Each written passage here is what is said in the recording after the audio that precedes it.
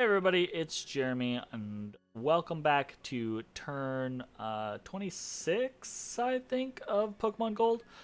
So it has been a while. It's been about, ooh, oof. It's probably been about 3 or 4 weeks since I have played Pokemon Gold. This is following the big patch that came out from Illwinter that caused the recruitment bug and the gold bug, right? So almost all the games, most of the multiplayer games got paused, at least for a little while, and many of them got stopped for quite some time.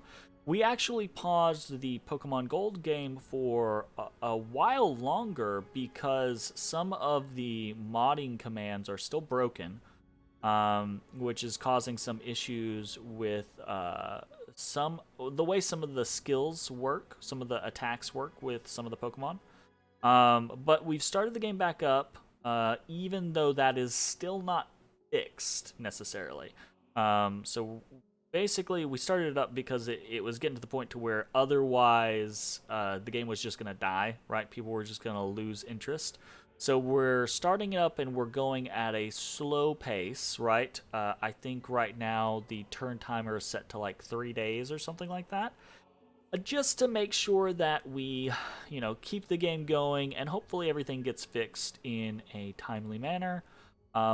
Otherwise, the game's starting to escalate kind of quickly, anyways. But otherwise, this game might end up being a little bit short, depending on how interested people stay based off of the long hiatus, and then on the fact that some nations just might be screwed at the moment. So that's the kind of like long and short of what's been going on. So let's jump back in the turn and kind of familiarize ourselves with what is happening. Okay, so we have cast Build Rock High School in our capital in Cyanwood City. We've done a little bit of site searching. We found a site in the Titan Steppes. Where's that? Here, Mudfield. Okay, great. Another Earth Gem. We need as many of those as we can. We got a proclamation from Ekrutique for a profit. Unexpected event, growth and province income. That's pretty crappy province income, but it's better than nothing, right?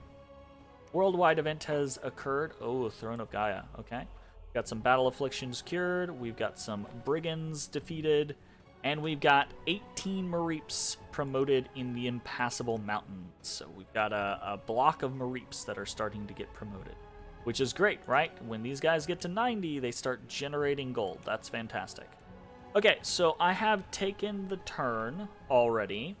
And let's double check.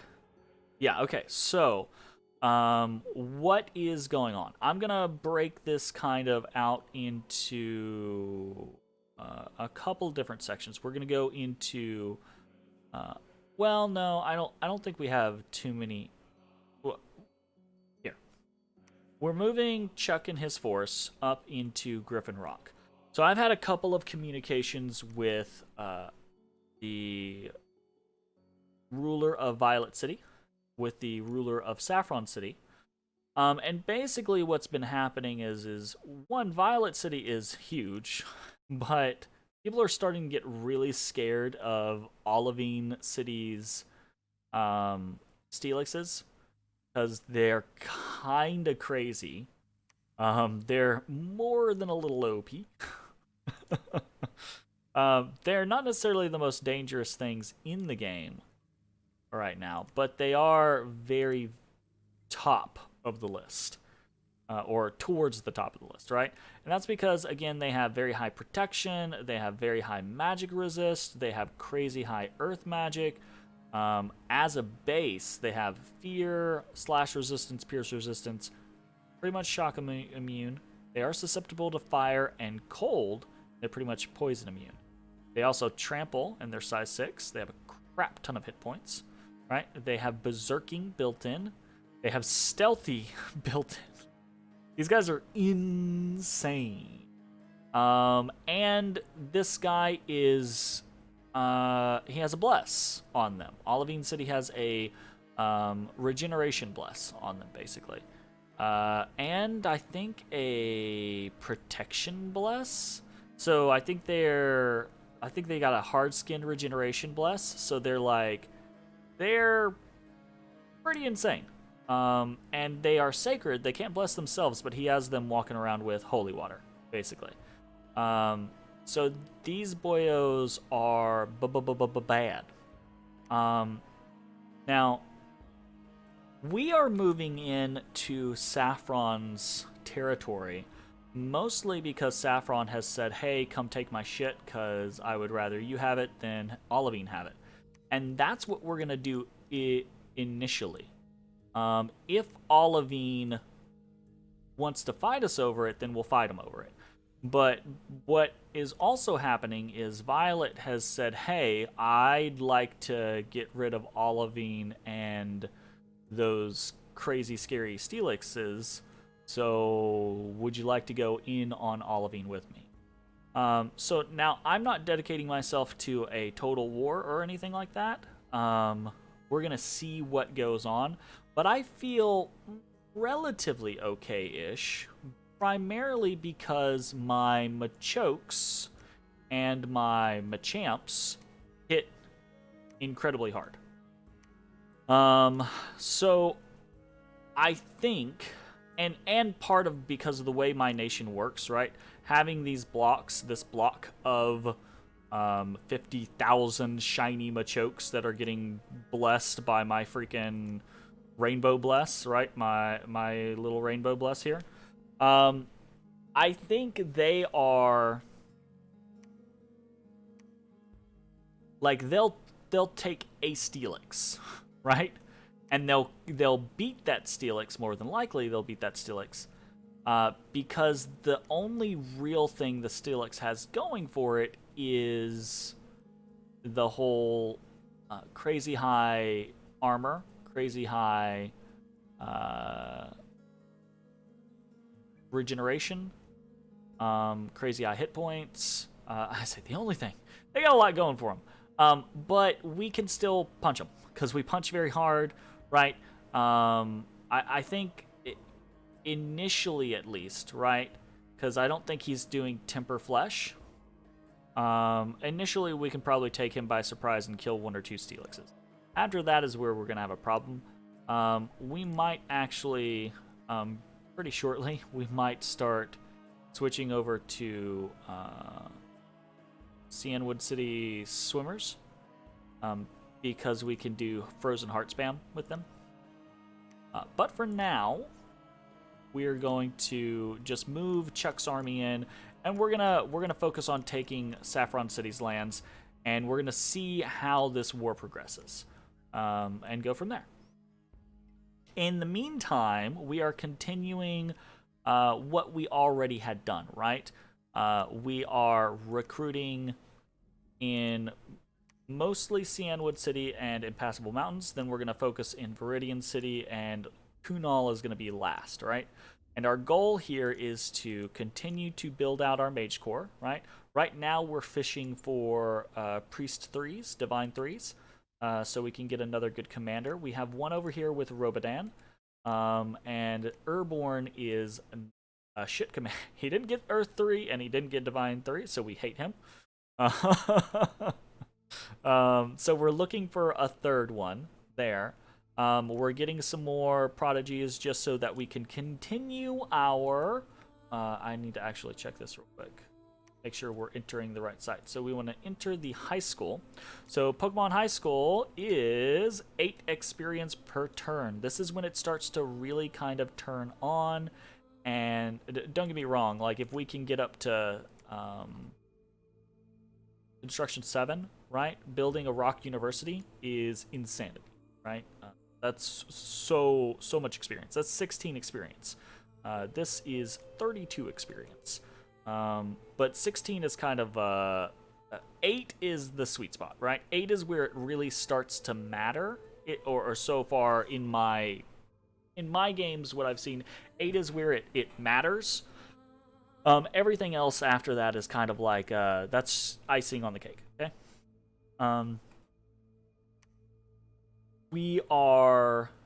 we have sent our earth boots over to who's this? Day? I don't whatever how the fuck you say that. And she's gonna cast a rock school here, so that we can focus on getting these Mareeps and Flaffies up to Amphiroses. This is going to be our Ampharos factory. We're going to continue to recruit here, but really we're having pretty big troubles with income. This is another reason why we want to go after Saffron's area, because Saffron's area, at least the Omicria, Griffin Rock. Remember, Griffin Rock has a crap ton of income because it has a great gold mine, right? But we want Omicria, we want Great Griffin Rock, and we want Saffron City because Saffron City is a capital and it has really good income. And what else do we have going on? We are patrolling down in Viridian City. We still have 39 unrest there. We're patrolling, trying to get that done. Once the earth boots are done over here, we're going to send them over to Robodan or Coma. One of them is going to cast a rock temple or rock high school over here so that we can use this as a base as well. I'd really like to get these black belts up and into the mix. But for right now, I think they're just going to focus on securing our eastern front. And then we're just moving things around, right? We've got Ekkus moving out to grab these Mareeps. We've got... Actually, Nanbagor needs to stay here and summon allies. We're recruiting another Cyanwood City Battle Girl Pearl up here so that we can continue to try to build out our Mage Corps. And we are researching... Again, just pushing up construction 6 as quick as we can. We're definitely not going to make it this turn, right? But we should make it by turn 30. And that's going to be a big deal, right? As soon as we get done... we're still doing an Owl Quill every turn, right? We might actually even... The only reason I'm not just like, let's switch over to more is because I don't know that I have the space, right? I don't have the money to match my Owl Quill production. I could turn on more Owl Quills, but I just don't think it's going to help us out very much. If we can get up to Construction 6, right, that's Lightless Lanterns, right? Lightless Lanterns means we are adding, what is Lightless Lanterns are another 12 or are they 14? They're another large amount, right? The Owl Quills are only 6, right? The Lightless Lanterns are a huge increase, and I'm going to be able to pump them out like it's nothing. I have multiple fire guys that can pump out Lightless Lanterns for 1 fire jump. So I'm just going to turn that on, and hopefully this is going to work in semi-conjunction with my Ampharos factories coming online, right? Because as my Ampharos factories come online and my income starts to skyrocket from them, in theory, right? Then I can continue to create with the Ampharos factories more money, but I can also turn that money into more mages, which more mages means more slots for Owl Quills and Lightless Lanterns, which is more research. So that's the plan, right? The plan is to just go crazy full bore, but I think the initial part here is we're going to take this, right? We're going to take Saffron City and their space, and we're going to see how that works out. And that's it. That's pretty much the turn. I've got a little bit of scouting going on, but mostly I'm super tight on money, so we don't really have a whole lot else happening. I've got my eye on this meteorite guard again. I remember from playing last time that we were curious about whether or not like one of these types of Charmanders or maybe the Shield Abra, someone is turning into a meteorite guard, when they evolve. So we're gonna try to figure out who that is and what is potentially different about them. And then we will, once we figure it out, we will go from there. Okay, so I think that is it. We've got Venna still moving around trying to find specific sites. Got a retinue of shiny Machops. Also, I found out that that event is kind of a weird event, right? You get attacked, right? You get assassinated by a shiny Machop, and then if you site search again with a high enough path, you can collect some shiny Machops. But apparently, that causes a continuing event that later on you'll get attacked by an entire unit or horde of shiny Machops, and it's like, oh, okay, well I'm significantly less interested in this now. I get the concept there. It's like if you have the right paths, you can kind of farm shinies. But they apparently will come back with a vengeance, and I don't know. It's to me that just sounds like a bad idea. So I'm going to try to avoid triggering the second part of that in the future. I think that's it. I think that's all we got going on. So that being said, I will see you all next time. Peace.